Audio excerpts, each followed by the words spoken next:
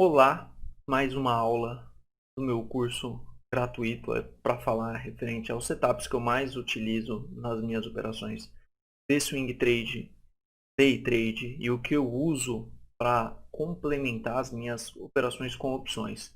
Hoje eu vou falar de um setup aí muito utilizado. Ele foi criado pelo Stormer. Quem não conhece o Stormer, dá uma pesquisada aí no YouTube, Instagram. O cara é um monstro. E ele é muito divulgado pelo Palex. Eu particularmente eu gosto muito e dependendo da situação que acontece o PC de compra ou PC de venda, ele é um setup muito poderoso com excelente payoff. Então ele é um operacional sempre a favor da tendência que busca entradas nas correções.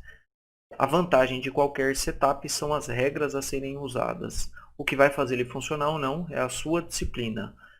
Como já falado nas outras aulas, é muito importante a disciplina, porque a ideia de se ter um setup e utilizar um setup criado por um outro trader é que você não se influencie ou que você não altere esse setup com o passar dos dias. Você vai exatamente seguir a regra de um operacional criado por um outro trader. Eu acho que isso é uma das principais vantagens.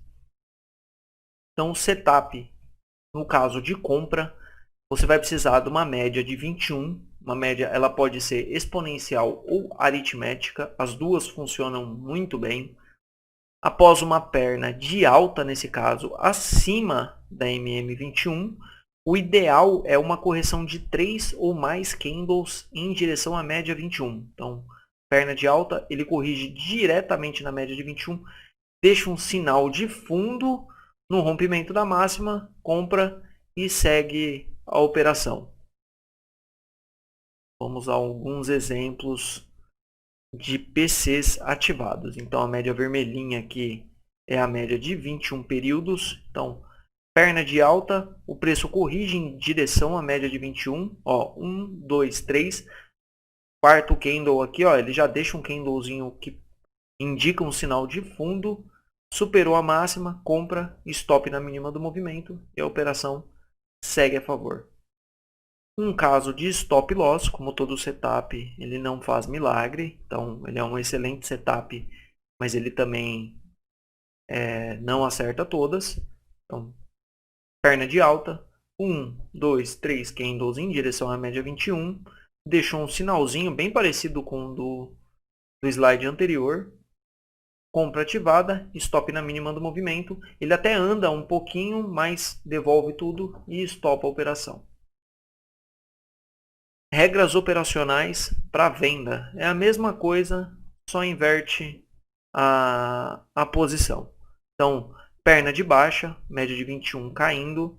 1, 2, 3. O candle que sinalizar um topo nesse caso, marca mínima, entrou, stop loss na máxima do movimento e deixa a operação andar.